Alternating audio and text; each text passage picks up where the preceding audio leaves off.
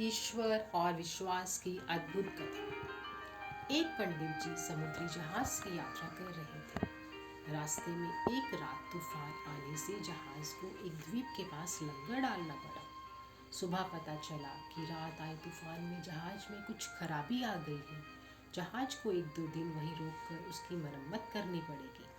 पंडित जी ने सोचा, क्यों ना एक छोटी बोट से द्वीप पर चलकर घूमा जाए।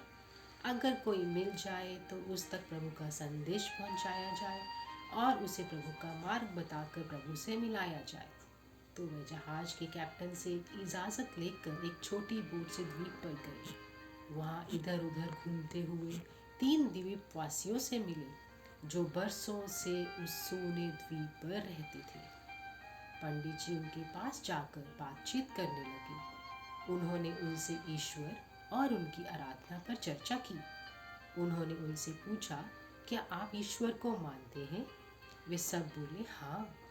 फिर उन्होंने पूछा, आप ईश्वर की आराधना कैसे करते हैं? उन्होंने बताया, हम अपने दोनों हाथ ऊपर करके कहते हैं, हे ईश्वर, हम आपके हैं, आपको याद करते हैं, आप भी हमें याद रखना। पंडित जी ने कहा, यह प्रार्थना तो ठीक नहीं है। एक ने कहा, तो आप हमें सही प्रार्थना सिखा दीजिए।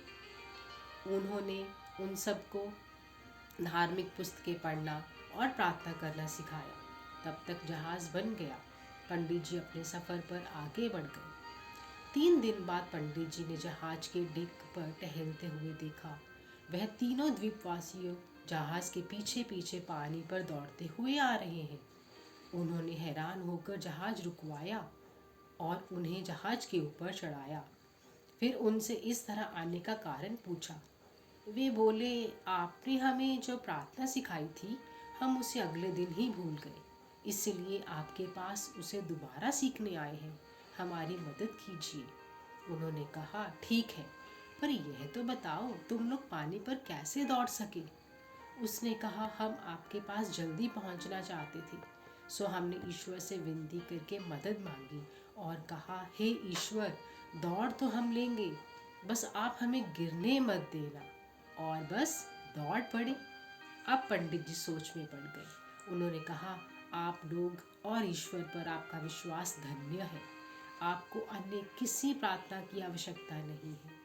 आप पहले की तरह प्रार्थना करते रहिए। ये कहानी हमें बताती है कि ईश्वर पर विश्वास ईश्वर की आराधना प्रणाली से अधिक महत्वपूर्ण है।